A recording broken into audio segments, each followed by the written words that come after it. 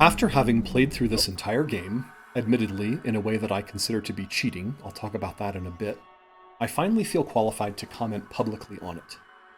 But before that, a couple of disclaimers, since I love those so much. First disclaimer. To quote the movie Ratatouille, the bitter truth we critics must face is that, in the grand scheme of things, the average piece of junk is probably more meaningful than our criticism designating it so. I could tell you that I think this game is low-effort crap, but all that proves is that I wasted 13.3 hours of my life playing a game that, before I even downloaded it, I knew was not worth my time. I knew that it was a strange game, and that the only winning move was not to play. And yet I played it anyway. To quote old Ben Kenobi who lives out beyond the Dune Sea, who is the greater fool? Incidentally, Bennett Foddy certainly doesn't have any illusions about what he's made here. His voiceovers, as annoying and pretentious as they are at least honest. He tells us that he was inspired by what he calls a B game, and so he made a B game. One that he agrees is artificially difficult just for the sake of difficulty. I'm not a big fan of Elden Ring, but even I will agree that Elden Ring has significant artistic merit. Getting over it, by contrast, is just junk. And any idiot can make junk. This video you're watching right now is all the proof that anyone should need of that fact. My point here is, if at any moment this video bores you, or becomes not worth your time, just turn it off, and go do something that's actually fun. That's what I should have done. Instead, I'm now regretting that I stayed up until 4:10 a.m. playing Getting Over It. The only thing I'll say in my own defense is, I did try to keep this video as short as I thought I could, while still conveying the information I felt needed to be shared.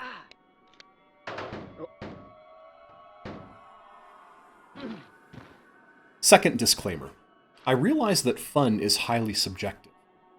Most people probably look at my fondness for sitting in the cockpit of a fictional giant robot, or my enjoyment of building virtual bridges, with some puzzlement. For whatever reason, some people find excessive, punishing difficulty to be fun.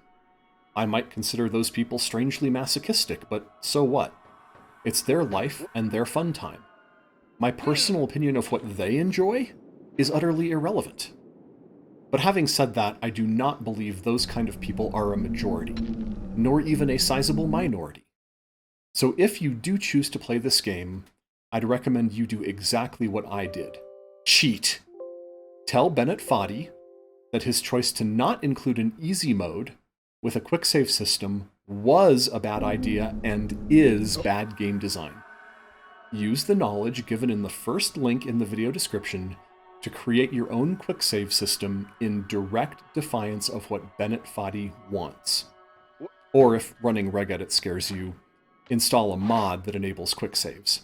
The second link in the video description is a video explaining how to install mods for Getting Over It. Of course there are mods for Getting Over It. I mean, the game is 5 years old. The vast majority of the artificial difficulty in this game comes from the fact that you are punished for trying to learn. When you first encounter a new obstacle, which by definition you cannot yet know how to surmount because, after all, this is the first time you've seen it, and you try to do something in order to advance, the game usually punishes you for making the attempt. You are punished by being sent far backwards, losing multiple obstacles worth of progress. It is punishing difficulty purely for the sake of punishing difficulty. And that isn't fun, at least not in my opinion. It's definitely not an experience I would recommend paying money for, or even just spending your potentially scarce recreational free time on. So, flip the big middle finger to Bennett Foddy and cheat. Build your own quick save system with blackjack and hookers, and save your progress whenever you want.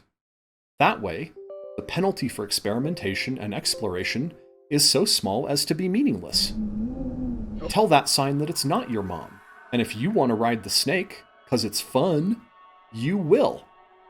And then you'll come right back to where you left off and try to grab the bucket again. Or try something entirely different. And hell, once in a while, you might even make it over an obstacle by pure luck, and you'll be able to quick save afterward. That's how I got past the anvil. God forbid that luck might ever play a role in anything. I mean, especially if it's good luck. We can't have that. This is a game that wants you to not be able to practice the hardest parts.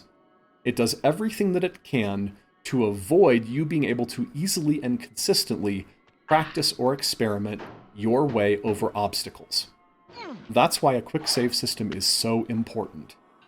So that you spend 98% of your time learning how to get over obstacles, instead of spending 98% of your time just climbing back to zero. And even with quick saves, I didn't beat the game in one sitting. It took me 3 sessions, just over 4 hours each. And that's another thing I'd recommend if you choose to play this game. Taking frequent breaks and walking away from the game. I once heard a piano teacher say that human muscle memory usually takes overnight to store new movements that you've learned. Also, your shoulder and/or elbow and/or hand are probably going to start hurting eventually.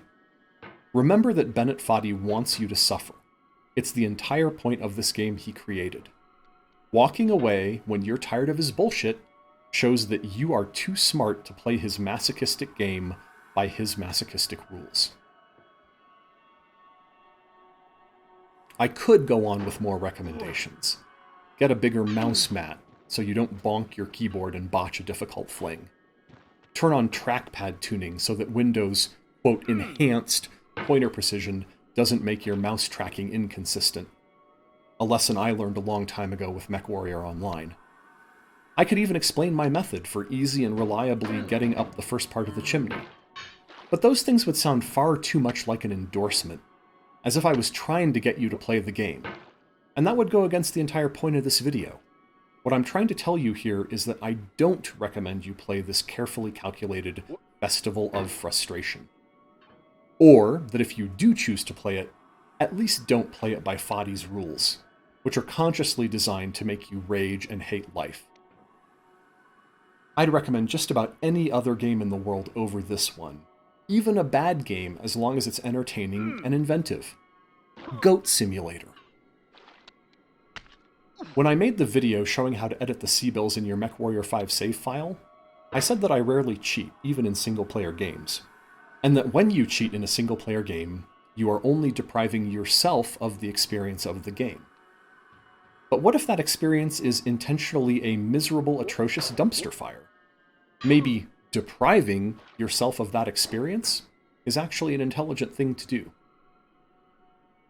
Okay, before I stick my last middle finger in Bennett Foddy's face and show you the chat room that's on the far side of the windscreen, let me address one last thing.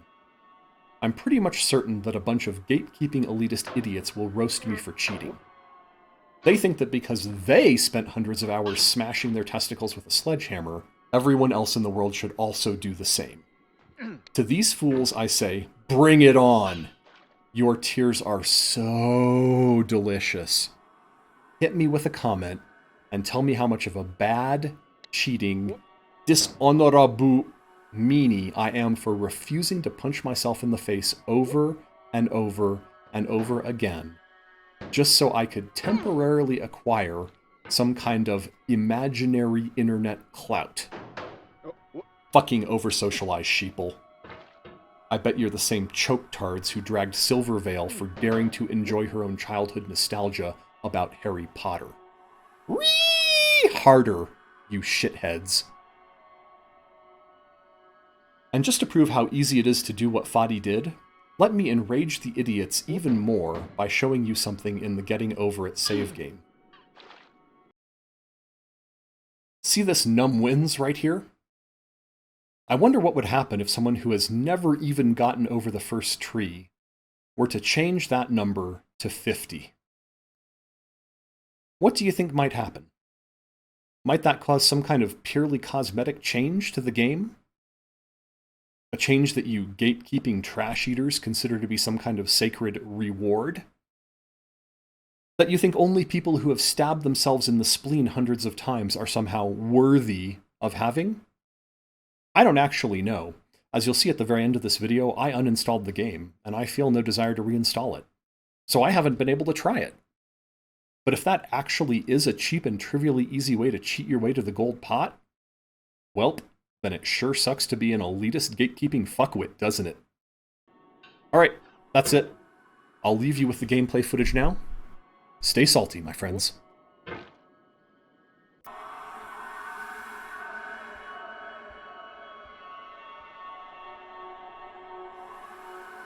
Whoop.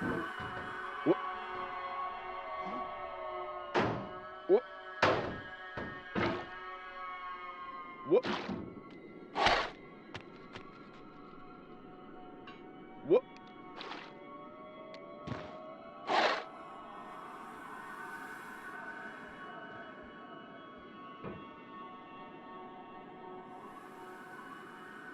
Whoop.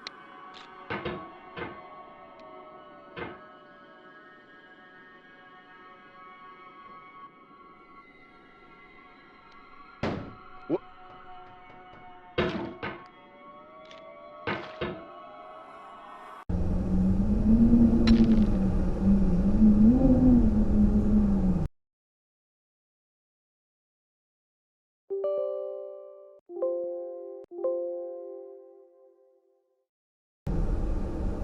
Oh.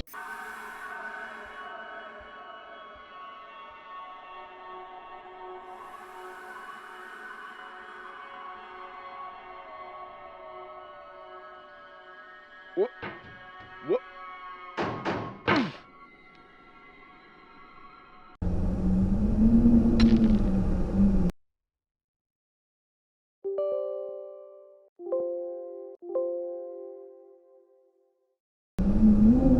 Oh.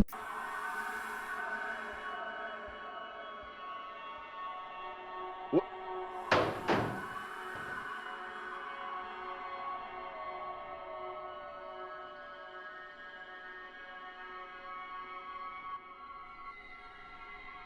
Whoop.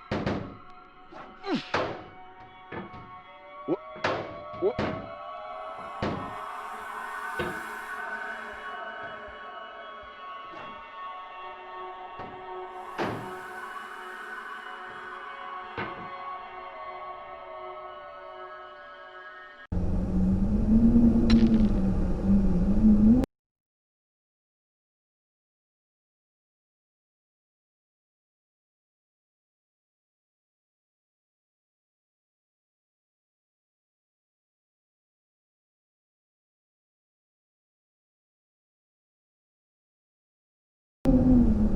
Oh.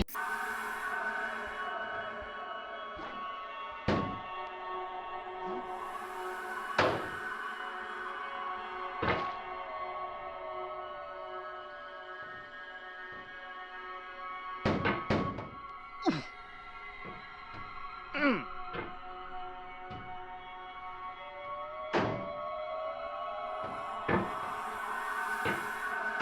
Mm. Ooh.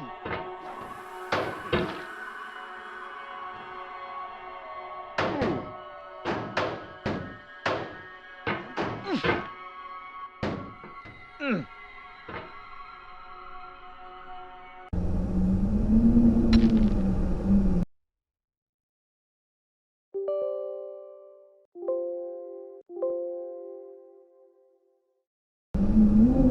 Oh.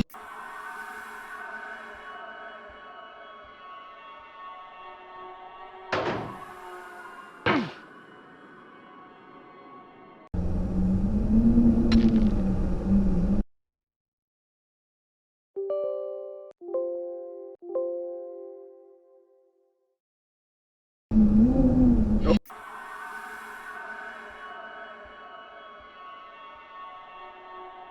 Whoop. Whoop.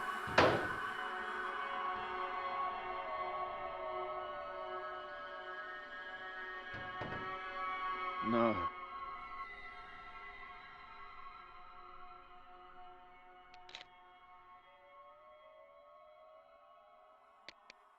Oh.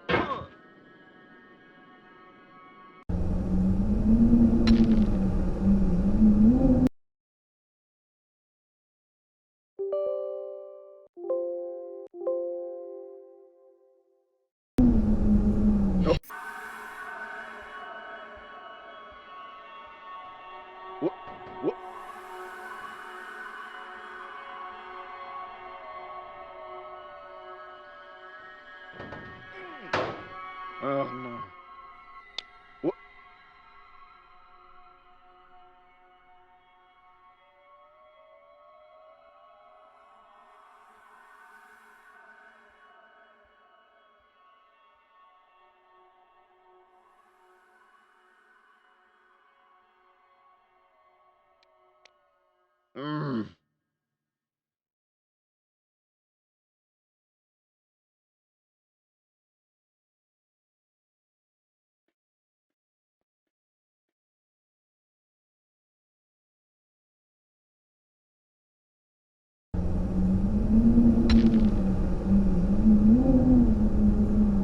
Oh.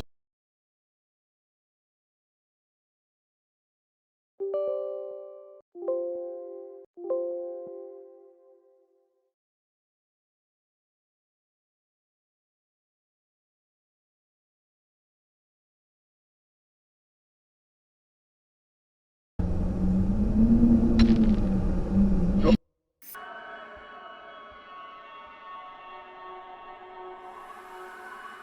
Wha-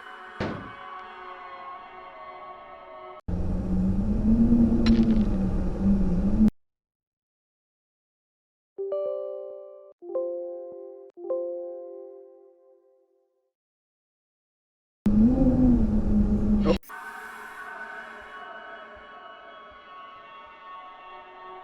Wha-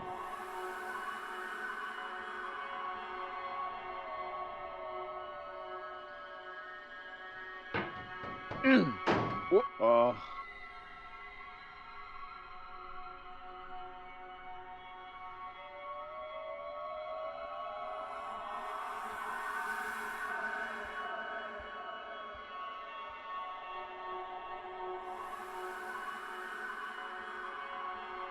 Mm.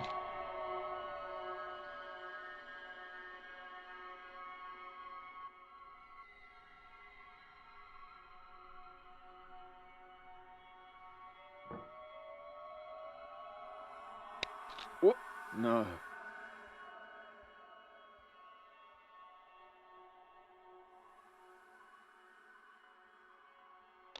Oh.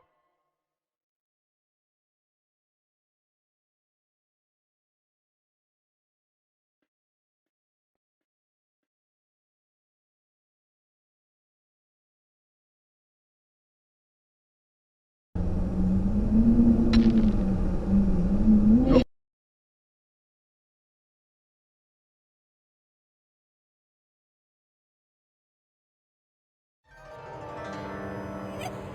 Dead beats swinging now, grab the scythe and show them how. Welcome to the mountaintop, wait until the fight calls. I hope you're ready to be swinging till the night falls. Are you a slave and entertainer till the fun dies? I hope you're ready to be swinging till the sunrise. Flame that faintly wavers, stains the brain with flavor. The kind of pain that you complain about, then learn to savor. A mystic walk beside the sadistic Sakura. Kinda wish to talk with you, bore me and it's off with your heads.